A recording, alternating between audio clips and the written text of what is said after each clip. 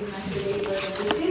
Alors, je peux vous confirmer que les actions de sensibilisation ont été menées par la commune. Bon, peut-être pas à votre goût, mais elles ont quand même eu lieu. Alors, par exemple, depuis le 1er septembre 2017, oui, alors le nombre d'inscrits. Donc, depuis le 1er septembre 2017 jusqu'à ce jour, il y a 271 inscriptions qui ont été recensées, 234 ressortissants de l'Union européenne et 27 hors Union européenne. Donc, au total, nous avons actuellement 2308 Ixellois non-belges qui se sont inscrits sur les registres électoraux, dont 2089 qui viennent de l'Union européenne et 219 qui sont hors Union européenne. Alors, la sensibilisation dans le cadre du droit de vote des étrangers s'est principalement articulée autour de rencontres citoyennes qui se sont déroulées dans le courant du mois de mars, ainsi que lors de la soirée d'accueil des nouveaux Ixellois, via la présence d'un stand du service population.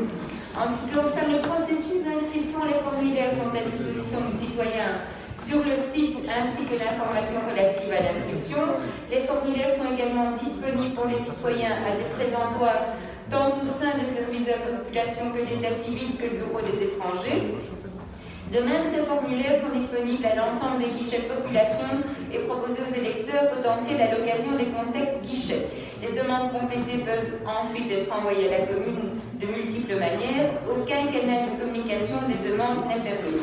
Il est cependant impossible de faire fi du formulaire papier signé par le citoyen demandeur, qui pour l'instant est le seul modèle légal reconnu. La signature électronique n'étant pas reconnue pour ce type de demande, cela constitue bien sûr un obstacle à la mise en place d'une application permettant de générer et de transmettre des demandes électroniquement. En outre, le service de la communication a produit un document d'information, et ça devrait vous en parlera. L'article dans l'info Excel, mais d'ailleurs vous l'aviez puisque vous l'avez montré. La newsletter du mois de mai comportera également une information à ce sujet. Le post Facebook a été publié le 24 avril.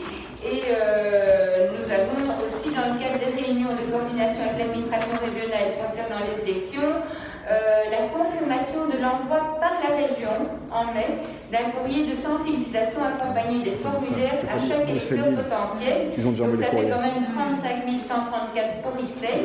Et donc c'est vrai qu'autrefois, je me souviens, monsieur le bourgmestre Willy de Courty avait écrit donc, pour sensibiliser les gens. Ici c'est la région qui va écrire pour les 19 communes.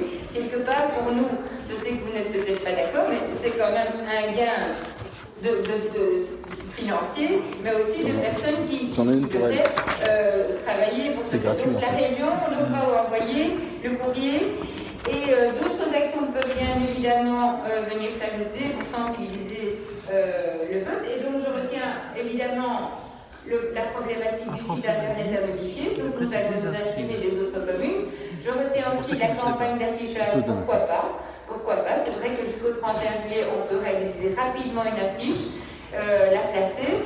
Et alors, vous parliez aussi de spots, donc de témoignages, mais puisque vous avez une association, si vous pouvez faire des capsules vidéo, vous pouvez très bien les transmettre, vous pourrez travailler en partenariat, parce qu'évidemment, ça nécessite aussi un certain travail, le témoignage, la vidéo. Donc, si vous voulez collaborer, eh bien pourquoi pas, ça nous aiderait à promotionner le vote pour les étrangers européens.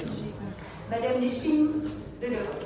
Merci Madame la Présidente. Juste pour compléter ce qui vient d'être dit, au niveau des actions, effectivement, donc pour tous les conseillers ici présents, donc on a publié des dépliants dans les 3 langues qui réexpliquent en fait de façon assez simple toutes les modalités, les conditions pratiques pour les citoyens ressortissants européens et pour les non-européens. Alors, ce qu'on a fait, effectivement, vous avez parlé de l'article Info Ixelles. Il ne nous reste plus beaucoup de temps. L'Info Ixelles, c'est tous les 2 mois. Donc, je ne vais pas répéter ce qui a été dit. Effectivement, l'idée des affiches, c'est excellent. Les capsules, si vous en avez disponibles, c'est parfait. On arrache souvent, on essayera d'être présent dans des événements phares de la commune.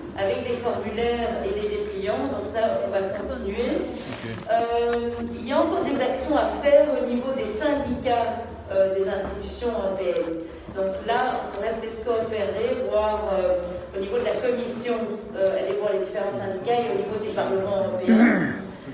Effectivement, bonne nouvelle pour les réseaux sociaux. Donc, je ne vais pas répéter ce qui a été dit, mais je vois que ça, pour l'instant, comme action, et va continuer. Parce que, qu'est-ce que vous appuyez là par des actions ponctuelles, par quartier? Là, il faudrait voir les modalités pratiques à mettre en œuvre par rapport à ça.